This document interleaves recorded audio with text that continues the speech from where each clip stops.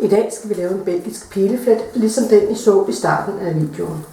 Det er bedst, at man har nogle meget lange, lige pilegrene at starte med. Den type, man vælger, er ikke så vigtig. Det er vigtigt, at den ikke har en masse sidegrene, man skal lave med. Jeg har en almindelig størrelse 5 kg spand, og jeg har så valgt, at den skal bare være med 12 fletninger. Det vil sige, at der skal stå 6 par pil i hver retning. Man kan godt vælge, at den skal være i en pil i hver retning. Så skal man have en meget tyk pil og en indertårn af stål. Eller man kan lave den helt op til 3, 4 og 5 i bredden.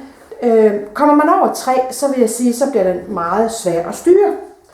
Jeg starter med at sætte 2 og 2 pil over for hinanden. Og jeg sørger for, at de skråner en smule hele vejen rundt om spanden. Derfor så vil I også se, at der kommer lidt ind foran kameraet. Jeg håber ikke, at det generer alt for meget. De her pil vælger jeg at sætte i en spand det første år. Så har den pilen noget at gro i, og den kan stå i en masse vand og søbe, så man er helt sikker på, at den slår ud. For ikke at drukne helt, når vi kommer længere hen på sæsonen, gør jeg det, at jeg laver huller i spanden, når jeg er færdig. Og det gør jeg sådan halvvejs oppe. Så kan der godt være 2-3 liter vand i spanden som reservoir, hvis man skal på ferie. Nu har jeg sat 6 par grene hele vejen rundt, og nu vipper jeg den anden vej og stikker ned modsat på indersiden af spanden.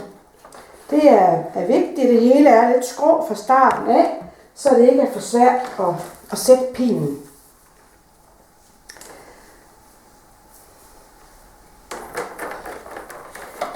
Til at holde mønstret fast i starten, der har jeg valgt at bruge bonsai-tråd, men man kunne også godt bruge piberenser eller bare grøn havetråd.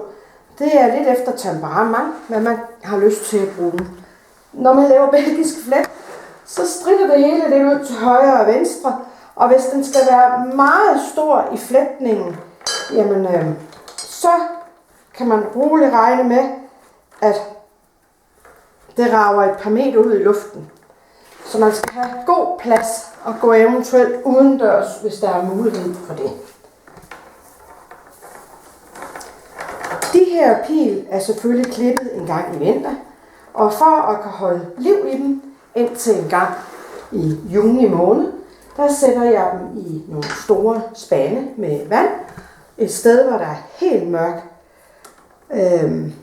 Helt mørkt. De står i en lade, men jo mere lys de får, jo hurtigere springer de også ud.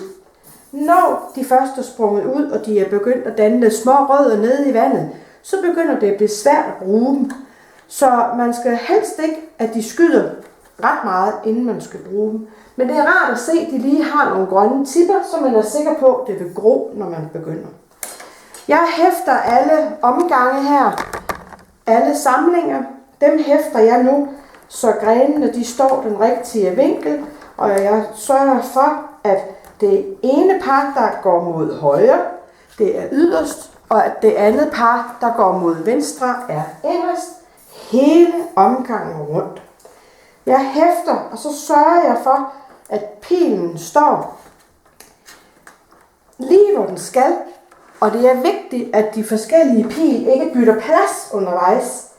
Det vil sige, at man kan følge de forskellige pilegrene hele vejen op i træet, uden at de krydser med sig selv undervejs.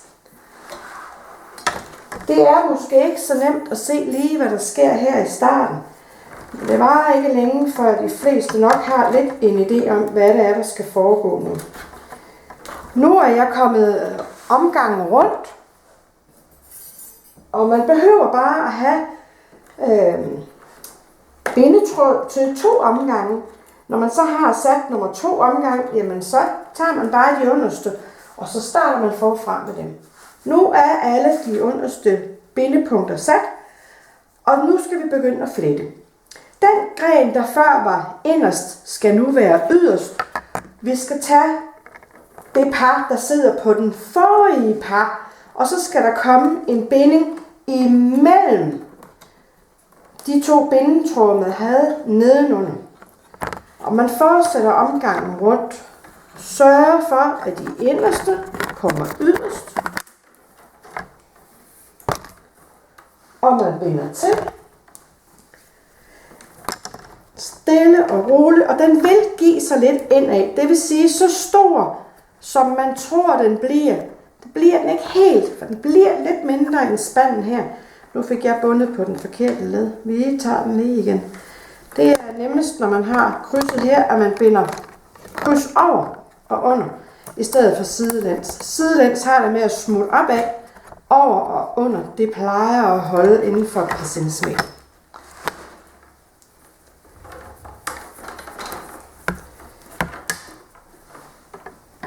Jeg fortsætter lidt heroppe af, og så ser vi, hvad der sker, når vi kommer hele vejen rundt igen.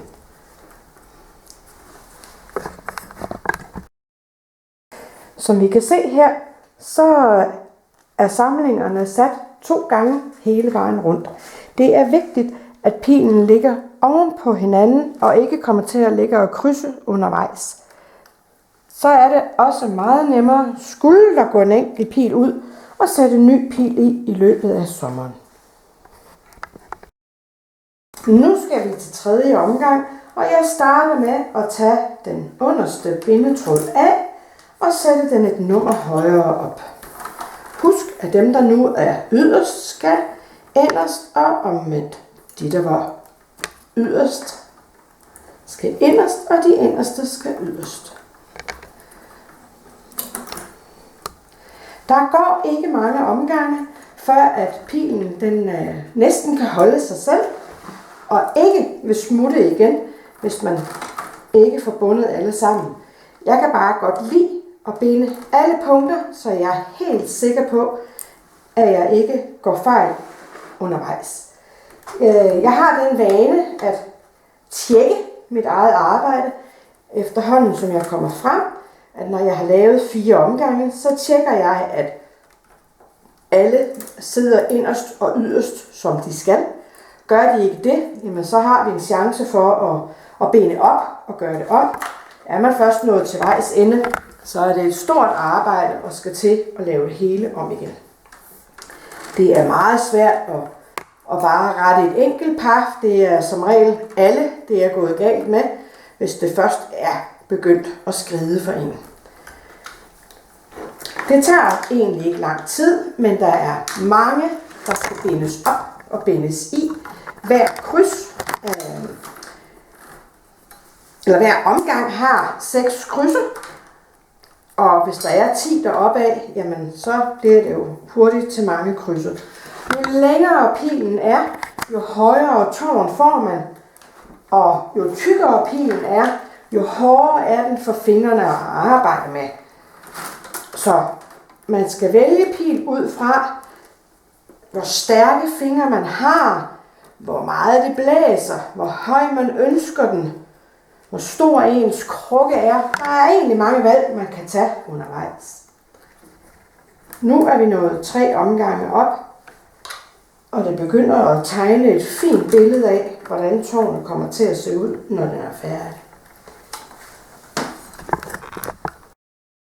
I dag har jeg valgt at arbejde på et spand, hvor jeg sidder ned foran, men jeg kunne som sagtens have stået ved et bord. Det der bare er, at når man kommer for højt op, så bliver det hårdt for armene og vikle på, og man skal arbejde op i luften. Så trækker jeg i det her tilfælde min spand væk, sætter min krukke på gulvet og fortsætter stille og roligt der, hvor jeg slap. Er vi nået noget højere op, og man kan begynde at se, at der ikke er langt igen. Cirka halvvejs lige nu.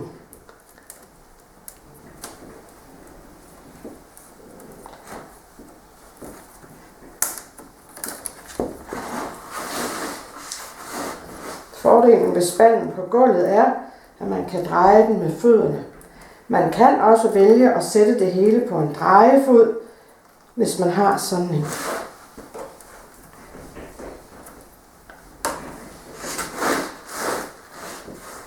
Disse flettede ting til krukkerne kan sommerne også godt stilles ude i haven, og der kan de holde flotte i mange, mange år. Alt efter hvilken type pil man vælger, så vil den gro hurtigere eller langsommere, og noget pil kan gro helt op til 4-5 meter på en sæson. Den her type, jeg har valgt her, den gror ikke helt så meget. Man kan nå at danne en flot krone i løbet af det første år. Jo mere man klipper på sine pil, jo mere får man også en forgrenet krone, og det er jo lidt op til en selv, om den skal danne en rigtig krone, eller om den bare skal være lidt grøn ude for enden. Vælger man det sidste, så skal man klippe den rigtig tit.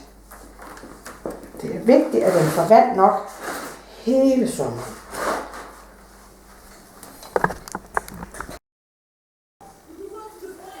Vi er nu nået til sidste runde, og sidste runde den skal hæftes med en lidt anden ting. Jeg har i det her tilfælde valgt basttråd. Man kunne godt have brugt en tynd pil, og man kunne bruge nogle strips. Det er lidt op til ens temperament, hvad det er, man vælger. Jeg holder stilen med, at den skal bindes i den korrekte vinkel. Så tager jeg og binder min bast rundt om nogle gange og slutter med en lille knude. Det er vigtigt, at man ikke snører den alt for stramt, for planten skal have plads til at gro i løbet af sommeren. Alle grenene vil blive tykkere med tiden, så denne lukning skal nok gemmes, eller ikke gemmes, den skal gøres om hver år. Jeg klipper begge steder.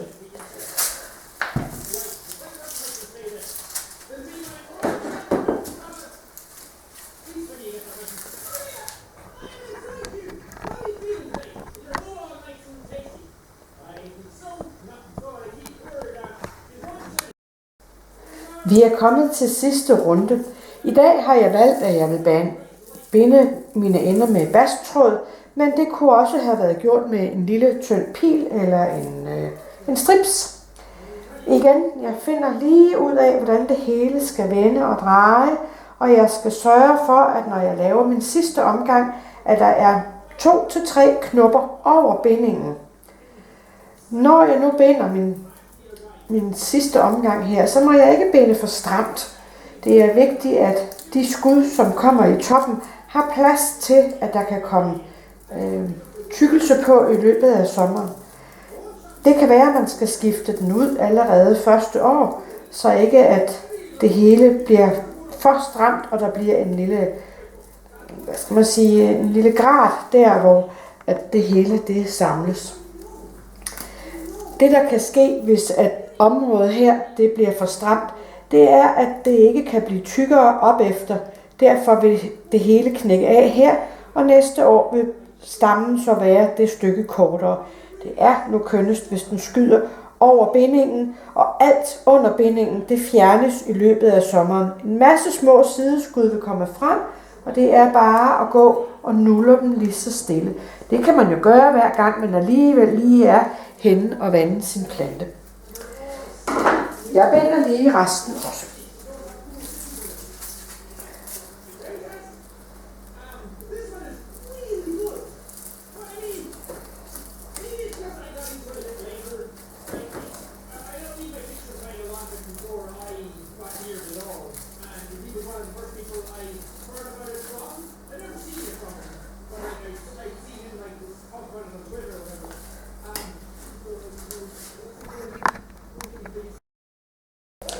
Det er nu den sidste binding, der skal laves, og min plante den er færdig.